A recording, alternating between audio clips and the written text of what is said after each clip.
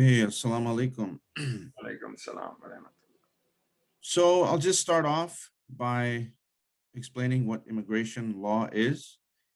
Immigration law basically deals with helping people get visas or changing their immigration status inside the US. So if someone wants to come to the US for work or for tourism or for, business, that's what we do. We help them get that visa or that legal status. So about me, I am a California licensed immigration attorney. Um, my path was not similar to the previous speaker's path. I did not get a JD. I instead got a Master's of Law from Santa Clara University. And before that, I had an LLB, which is like a bachelor's in law from Pakistan. Right now, I'm working as a supervising attorney at American Visa Law Group in Fremont. Why I chose immigration law. So when I was looking at different practices and different fields of law, I felt like immigration was something I would be good at, being that I'm bilingual, being that I'm an immigrant myself. Um, I come from an immigrant family, and I felt like it aligns with my moral values. There's a lot of different fields of law where I feel like perhaps, I'm not sure I want to be a part of, you know, helping huge corporations, suppress, the small guy. And so there's a lot of areas of the law that I wasn't really too keen in getting into, but I feel like immigration is something which is definitely an area in which you can help your community and give back. So that was one of the reasons, some of the reasons why I chose immigration law. So as the previous speaker probably elaborated on, how to get into the field, of course, you have to be a lawyer. So generally, you have to have a law degree, which is in the US, it's a Juris Doctorate from an accredited school. Don't get a law degree from some unaccredited school somewhere. You have to make sure that it is an accredited law school. And then you're able to sit for the California bar, and you have to pass the California bar exam. If you're in California, I'm not sure about other states, but the the um, the California bar allows foreign licensed attorneys to sit for the bar exam. So like I was saying, my path was a little bit different.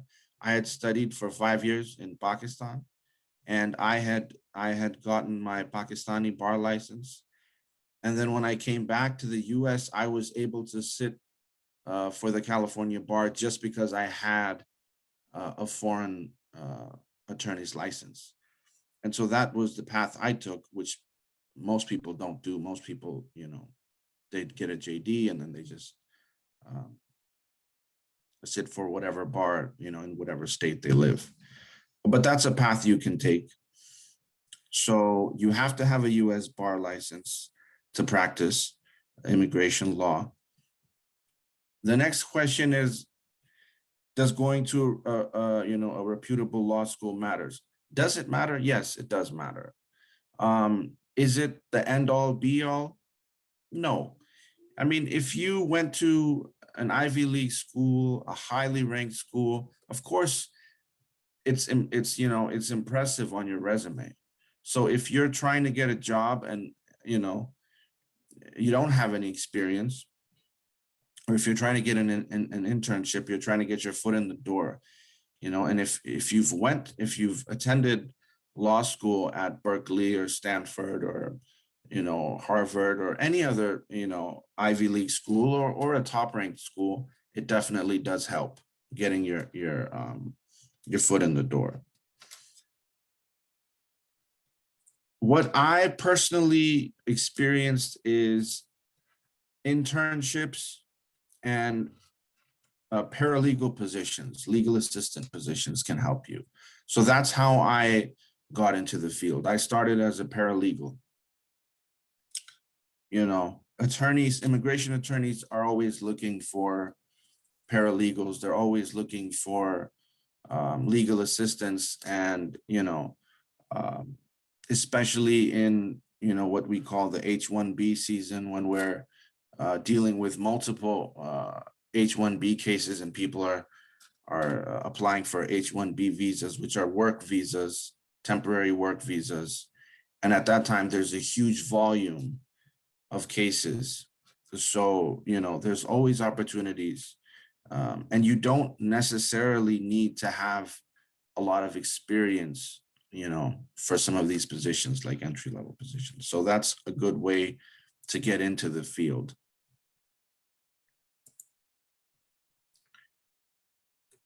Aptitude needed. If you want to be an attorney in general, you have to be a people person. You can't not talk to people. So there are some areas where you can be an introvert, where you can just not be social, where you can just not deal with people. But in this job, especially as an immigration attorney, you have to deal with people, you have to deal with their complaints, you have to deal with their expectations, you have to be willing to listen to them, to understand their perspective. And there's people from all different backgrounds. So you could be dealing with someone, from a completely different background one day, and then someone from a completely different nationality or ethnicity the other day. There's language barriers, there's cultural barriers, and you have to be willing to work with all types of people. Professionalism, you have to be, this is a serious job. It's not, there's other types of jobs in which professionalism is not really, you could be an artist or something, more casual, less formal. But in immigration law, especially in law in general and in immigration law, you have to have a certain professionalism, because people's lives are at stake. If you are not being professional, you're not being punctual, you're not being proactive, and you mess up someone's immigration status, you've just ruined their life. So the stakes are high. Which takes me to the next bullet point, which is patience and tolerance. There's going to be times when you're dealing with people who don't understand the language very well, or who, have multiple demands. They want their case to be filed, before everybody else's case. You have to have patience and tolerance and explain, the process, give updates to your clients when a certain client is emailing you about the status of his case, 5 times a day. You can't lose your cool. You can't, get worked up. So patience and tolerance, especially when you're dealing with immigrant communities that, are not fully aware of how things work in the US at times. And sometimes, immigrant communities obviously are vulnerable. Sometimes you're dealing with people who are on asylum or applying for asylum, so they're afraid to return to their country. Sometimes you're dealing with a victim of a crime, or someone who is a victim of domestic violence. So you have to be understanding, and patience and tolerance goes a long way. This last one, organization and punctuality. This is, I'm suffering. I'm still working on this, but this is key. You have to know which cases are top priority, which deadlines are looming right now, which appointments, at the USCIS, the immigration office, are coming up, and plan ahead. Of course, this involves a lot of teamwork and a lot of a lot of your staff can help you with stuff like this. But anybody who is naturally an organized and punctual person, this is, that will really help you in this position, because you're dealing with a lot of dates, you're dealing with a lot of appointments, interviews at the immigration office, and you need to be on time, you need to be prepared.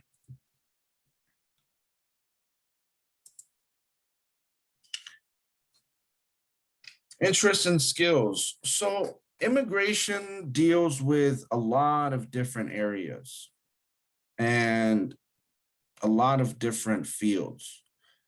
So when we're talking about immigration, we are talking, for example, about, let's say there's a type of case called VAWA, violence against women, right? So if a US citizen spouse is abusive towards his spouse, or the spouse is abusive to the husband, there's certain immigration rights that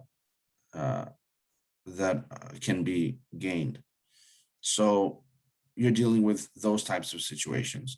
There's the U visa, where you're dealing with, someone who has been a victim of a crime, and because he's a victim of crime in the United States, he's afforded certain immigration rights. So you have to be interested in working, with the government, with the DA's office, sometimes with the police station. So that's where government and policy. Sometimes when new governments come into power, for example, new administrations, when the Trump administration came, he completely changed immigration as best as he could. And so you have to be interested in understanding, okay, this administration has these policies, and they might interpret the immigration rules differently. They might try to implement new rules. For example, they might try to make immigration difficult instead of more, instead of easing restrictions, they might try to increase the restrictions. So you have to be interested in government and policy, and be paying attention to these things. Why do I have human rights and current events? So when you have a client who's trying to apply for asylum, so you have to research their country conditions, what's going on in their country. Like if you have an Afghan client, for example, you'll have to look into, why is this person afraid to return to his country? Oh, because this is what's going on. There's a war going on, there's a conflict going on. You have to be able to explain and understand those country conditions. You have to be interested in helping people. It has to be important to you to want to help people, to want to, help people get immigration benefits, help families reunite, help people get work authorization, help people get a student visa. You want to help people through various, different immigration benefits. So you have to be interested in helping people. Business.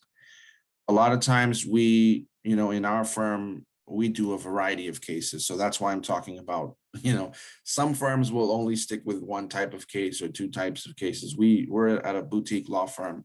We handle all types of cases. So when I say business, why would you have to be interested in business? You might be helping someone do a E2 investment visa, where someone is investing money into the US, setting up a business in the US. Or there's another visa, the L1 visa, where someone is setting up a company in the US and using that as basis for a visa. There's various investment visas. And so having an interest and an understanding of business goes a long way.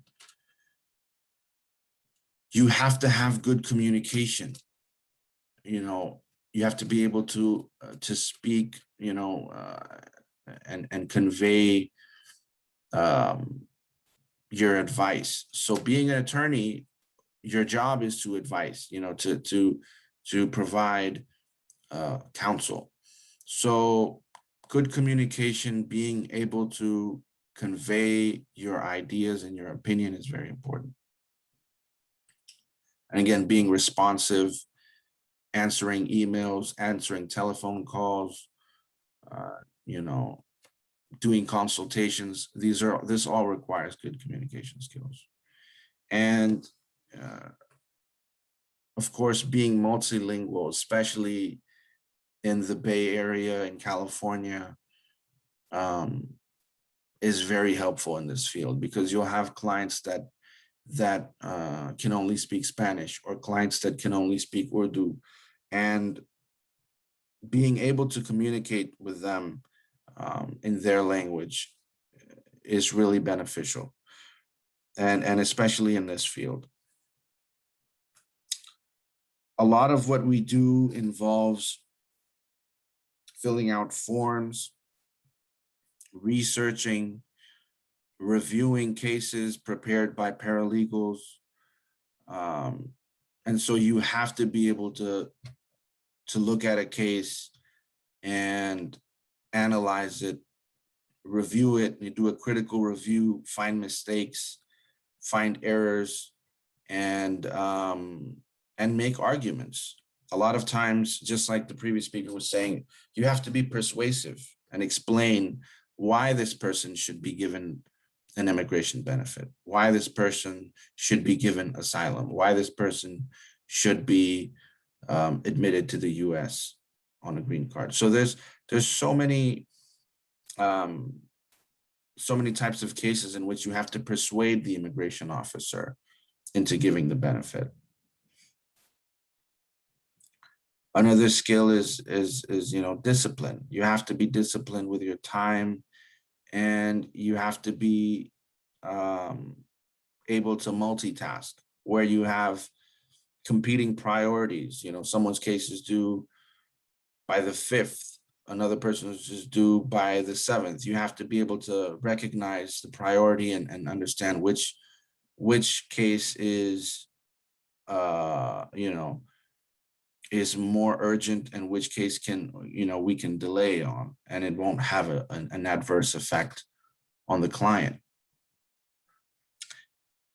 The last thing is management and supervisory skills. A lot of immigration attorneys are supervising paralegals, admins, legal assistants, other attorneys. So to a degree, you have to be able to manage, and this is obviously not entry level. So if you're, you know, entry level or starting off, you're not going to be managing that much, but it is possible, you know. So you have to be able to assign tasks. You have to be able to review the work the other staff, you know, is doing, and make sure they're on task, make sure they're being responsive, make sure your clients are being treated properly. So these are just the basic, I feel, interests and skills required for the field. Earning potential. Now, I got these figures from Glassdoor. Obviously, I'm a millionaire. That was a joke. So I got these figures from Glassdoor, but they're also from, you know, my personal research and experience. So I'm not just giving you these numbers from Glassdoor, but I actually did, you know, more research on this. If you're entry level, a lot of immigration attorneys in the Bay, especially in smaller cities in the Bay. So if you're starting off somewhere in Hayward or Fremont or, you know, some smaller city, you're probably starting around 80K. If you are in San Francisco, San Jose, Oakland, the starting salary is more towards 100K. And again, this is just depending on the type of firm you're joining and the location. The national average is a lot lower, probably closer to 60, 70. The average wage in the Bay for someone who, you know, just encompassing all levels of experience is around 140K. And location is key. So where you're working, what type of firm you're working at. Is it a huge firm like Fragaman is one of the biggest firms in the Bay Area. Barry Appelman is another one. If you're working at one of these large firms in San Francisco, you're going to be making more. Senior attorneys, you know, 250K and plus, it goes, you know, it goes north. But a lot of attorneys, what they do, immigration attorneys, is they'll practice for 2 or 3 years, 4 years, 5 years, you know, at some firm, and then they set up their private practice. And I know the organizers don't like me saying this, but you know, the potential is, you know, it's out of the roof. When you have your own practice, you can charge, you know, what you want. And if you have the rapport, if you have a good reputation within the community, if you have a strong like base, you know, like if you guys are from the Bay, from Sabah or from ICZ or from any of these, you know, mosques or masjids in the Bay, you know, you have a base, right? And so there's a lot of potential. There's a lot of potential for opening up your own practice. And especially since a lot of our families are immigrant families. Now, opening up your own practice is not easy. It's a business. So when you open up a business, you can open up a 7-Eleven, or you can open up a Walmart, or you can open up a Amazon. It depends. A business is a business. It can grow. The more you work on it, the better and the bigger it can become. But there's obviously overhead costs, rent, insurance, staff, salaries, you name it, right? Utilities. So when you are an employee and working for a law firm, you don't have to deal with any of that. You just take your salary and that's it. Take your salary, take your bonus, your PTO, and you're good. But if you're opening up your own business, the earning potential obviously goes through the roof if you have the expertise and the clientele. But there obviously is more responsibility involved. There's more overhead costs involved. When I say responsibility, it's because, oh, it's your firm. So now it's you're the most senior person in that firm. You're the one who's responsible if something goes wrong, right?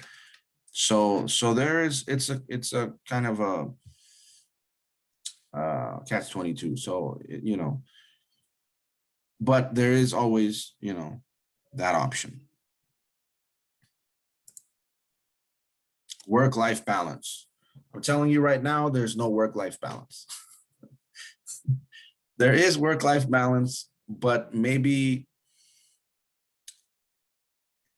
let me say it this way. you will experience long hours, and you will experience a high volume of cases. So when you are given a task, if that task is not completed on time, there's serious repercussions, right? So even if, so if someone's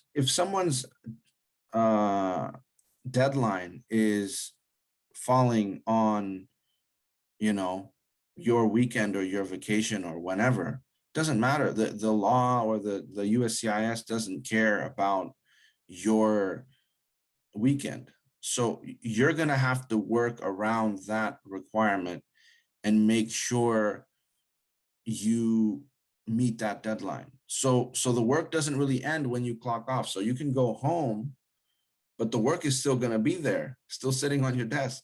So you have to understand that it is a demanding job. It's not, you know, a lot of people have this idea of that, oh, I'm a lawyer, so now I'm just gonna sit down, and they've watched these sitcoms like Suits, where they're just, you know, really rich and not doing anything, but that's not how it is. You have to work a lot. You have to be willing to sacrifice your time. And is it manageable? Yeah, it's manageable. You know, that's where the organization and the discipline comes in. If you're an organized person, if you're a person who is punctual, and you're able to, you know, um, compartmentalize your tasks and make sure that you are making time for exercise, and making time for your family, and making time for your religious obligations. Um, it's up to you, but you will have to be organized, and the work is definitely demanding.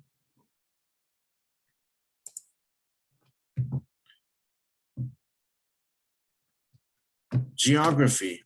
So one of the good things about practicing immigration is it is a federal subject matter, and you can have a license from any state in the US and practice immigration anywhere in the US. So let's say, like, I'm a California licensed attorney. I could practice in New York, I could practice in Chicago, I could practice in Miami, I could practice anywhere in the US. Whereas if I was, let's say, like the previous speaker was a criminal defense attorney, she can't practice criminal defense in, well, you can, but there's more formalities. Let me simplify it.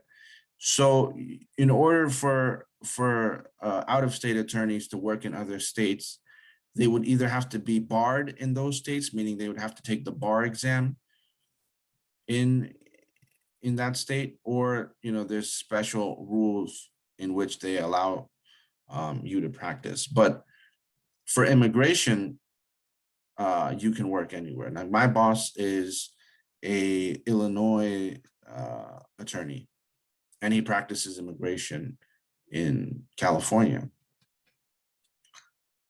A lot of work can be done remotely. So you're filing applications that are, a lot of them are online. A lot of them are, you're able to mail. So you prepare an application, you add all the evidence, and you just mail it to the USCIS. So that kind of work can be done remotely. My managing attorney traveled the world. He was still working, he was still doing consultations, he was still reviewing cases. So it's a type of job that has some flexibility, because you're not necessarily required to go to court unless you handle specific types of cases, which I'll go into a little bit later. States with large immigrant communities. So if you want to practice immigration, you shouldn't live somewhere in like the heartland where there's no immigrants. So if you're practicing immigration, Alaska is probably not going to be good for you. Don't move to, I don't know, Kansas. I'm not sure, but California, New York, Texas, Illinois, Michigan, Florida, Washington, these are states where there's a high concentration of immigrants, and you're likely to get a lot of immigration work in these types of states. Opportunities for working abroad. So I know people that are, living abroad and practicing US immigration. So helping people with their visa applications, helping people with their State Department applications and such. So there are opportunities for working abroad.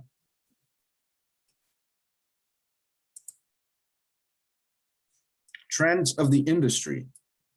So when they say trends of the industry, they mean, is this job going away? Like, is this a coal mining job? Like who's mining coal right now? I don't know. But no, as long as people want to come to America, as long as people want to work in America, they have family here, and there's money to be made business-wise, employment wise, immigration is always going to be a good field. So people that have relatives in the US, they can sponsor their siblings, they can sponsor their parents. People that want to study, America has some of the best universities in the world, Harvard, Stanford, so people want to study in the US, and as long as the US has, great universities, people are going to want to study here. Employment based, there's so many employment opportunities in the US, and as long as the US has, its position in the world as a leader in research and in technology and science, there's going to be jobs here, and people are going to come here to work. And then the final thing is investment opportunities. People want to have a business in the US because the US is, for the most part, a stable country, right? The US dollar is the currency of the world, right? So as long as the US remains the US, a lot of people are going to want to come here. So I don't see a decline in the near future. Yeah, like when you have a president like Trump who doesn't want anybody coming to the US, there are minor changes and stuff in immigration, but it doesn't mean necessarily that, even Trump couldn't, cut off all immigration. So, and then if, for example, 10 years down the line, for some reason, these factors no longer exist or they're not as strong anymore, you can change your practice. If you're a lawyer and you are, practicing immigration, you can add other things to your practice. You can add wills and trusts, or you can add bankruptcy law or tax law or family law, whatever it is, and you can, supplement your practice to that. So when you're a lawyer and you're a licensed attorney, you can change your practice. It's not easy, but it is possible. So that's a positive. So like the previous attorney said, the work environment, it can be fast paced. You're getting one case, you're getting, 10 cases a week that require a lot of time. You have to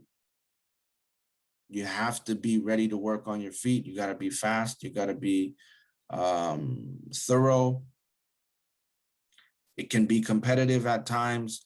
Now, whether it's formal, so to be honest, work in a boutique law firm. It's a small law firm. There's like 5-6 staff. Sometimes I'll ride in on my motorcycle and literally like be in jeans and a sweatshirt. So, you know, especially during COVID, because we're not allowing clients to come in to the office. So if you see me there, you wouldn't know I was an attorney. You would think I was there, like just chilling. So yeah, if you're practicing in court now, if you're doing removal defense, like if someone's getting deported, their case is now in immigration court. You have to present his case in front of a judge. Now you have to be formal. You have to wear a suit. You have to wear a tie. You know, and it can't be a bright red suit. It has to be like either, you know, like traditional colors, black, blue, gray. And you know, so practicing in the courtroom is different, and there are immigration areas which you know, in which you have to be in court, in immigration court, or you have to go to you have to attend interviews with your clients at the United States Citizenship and Immigration Field Office. So we call it USCIS. The USCIS field office in, let's say, San Jose or San Francisco. If you're going to the immigration office, you can't go there in jeans and a t-shirt, because, you know, your client is going to be upset, first of all. and the officer's not going to take you seriously either. So in that setting, it is formal. But if you're doing transactional work, if you're sitting in your office and you're preparing applications and filing them from your office or online, you can be sitting at home and doing it, you know, and you really don't, it's not really necessarily formal. Okay, I think I covered everything, and I did this last night, so I apologize. My presentation was not as good as the previous speakers, but that just goes to show how busy I am. And if you guys have any questions, I'd be happy to answer. Thank you very much for that very enlightening presentation. I learned a lot of things about immigration. So in order to break the ice with questions, I wanted to ask you about immigration law relating to how do you deal with like mentally or psychologically, how do you deal with cases when, let's say, something doesn't go in favor of your client and your client has to leave the country and move their entire family? So what advice would you give to our youth on that? So there are instances where a client's case has been denied, where a client has been put in removal proceedings. It's very heartbreaking. It's very heartbreaking. It's not an easy pill to swallow, because you care about your clients, you advocate for your clients. And if you have a client who is in desperate need of an immigration benefit and he's denied, it is heartbreaking. But what we strive to do is to do our best. You know, we have to know in our hearts that we've tried our best. We've done everything and anything we could to help this person. And at the end of the day, if it didn't work, you know, that's where your faith comes in and your iman, and you say, you know what, maybe it wasn't, you know, to be, and, you know, Allah will, you know, inshallah, you know, make things better. But the truth is, it is a hard pill to swallow. And that's why it's such an important job, is because you are responsible for someone's livelihood. You're responsible for someone's, you know, whole life, basically. Like, let's say you're sponsoring someone's wife, and the wife's, you know, case is denied. Now the wife cannot enter the country. Or, you know, someone's applying for a student visa and they're not able to get the student visa. So there's a lot of, you know, impact on people's lives. And the only thing we can do is we can try our best and give the best advice possible, and leave the rest in the hands of Allah. Thank you. That's a great response.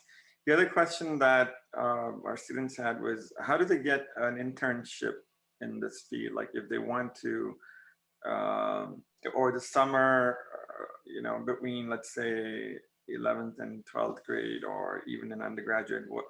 How can they find out where the internships are? I would do a Google search and find smaller firms. Smaller firms are willing usually to hire people that are interested in pursuing a career in immigration law, pursuing a career in law in general. And there in immigration, there's a lot of forms. Anybody can fill out a form. If you do it once, you can do it twice.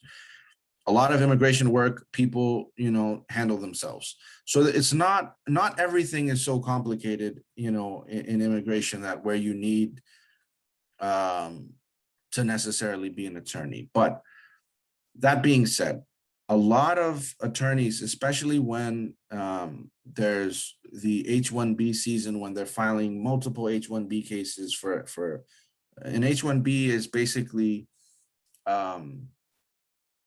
it's basically a work visa for temporary employment in the U.S. A lot of people come to the U.S. on H-1B visas, and there's a small period of about 2 to 3 months in which you're able to file those cases nowadays. A lot of attorneys are looking for, either a high school grad or college, undergrad, looking for someone who wants to get into law. And that's a good time. And I would recommend looking, just emailing for paralegal positions or legal assistant positions. That's how I started. I started as a paralegal, and I wanted to become an attorney. And then let me just say, if you want to become an attorney, you have to take the bar. Get a bar prep course. Don't try to do it without a bar prep course. I tried that. Doesn't work. Don't be stingy. Pay for the course and you will pass. And but yeah, definitely look for paralegal or legal assistant positions, especially entry level. A lot of people are looking to hire. That's great. By the way, what is the difference between paralegal and, like, how do you become a paralegal and an attorney? So a paralegal is not allowed to practice law. So when we say practice law, when you are giving legal advice, that's practicing law. When you are, advising a client on a matter of law, you have to be a licensed attorney. But if you have a paralegal certificate, you can prepare an application under the supervision of an attorney. And you can basically work under the guidance of an attorney. So a paralegal is not an attorney, but they do a lot of the work in helping and assisting the attorneys in preparing immigration cases. Okay, thank you. There are a couple other questions on our chat, but those seem like immigration advice questions, not related to immigration. I don't know if you want to answer them. It's up to you, really. I don't see them. Where are they? So one of them is, if someone's case gets taken to the court and their case gets rejected, can they reapply? So that seems like a broad question, but yeah, I'm guessing you're talking about asylum. Again, that's all they say. This is not legal advice, but Yep. This is just a general statement. Don't hold me to this. If you are taken to immigration court and your case is rejected, they will probably put you in removal proceedings. So you're in removal proceedings, and there are certain cases, certain humanitarian cases, where it is possible where they might halt your deportation. But if the court orders that you need to be deported, it's an uphill battle to stop that. And that's all I'll say about that. Understand it. There's another question about, can you sponsor your niece or cousin for immigration? You can't. So there's no category for niece or cousin, but you could apply for, you could sponsor your brother or sister, and then if your niece is underage, then they can join as a derivative. For cousin, there's really no there's really no category, but if you have a cousin who wants to visit you, they can apply for a tourist visa, and you can help them with that process. If you have a cousin that wants to visit you, you can write a letter, you can do an affidavit of support saying that you'll support them financially. There's a lot of things you can do for a tourist visa. Got it. Thank you. Again, Any other questions from our not audience? official advice. Yes, of course. No? All right. So thank you very much, Ali. This was very helpful. We appreciate you taking time to talk to our youth, and we'll make this recording available on YouTube. Our next session is on journalism and law, careers in journalism and law, and that starts at 11 o'clock in 9 minutes. I'll see you guys. I'll leave this Zoom meeting running, and you guys are welcome to hang out here. Otherwise, our next speakers will be joining us in 10 minutes or so. Thank you. Assalamu alaikum. Thank you. It was great to have you, Ali. Thank you.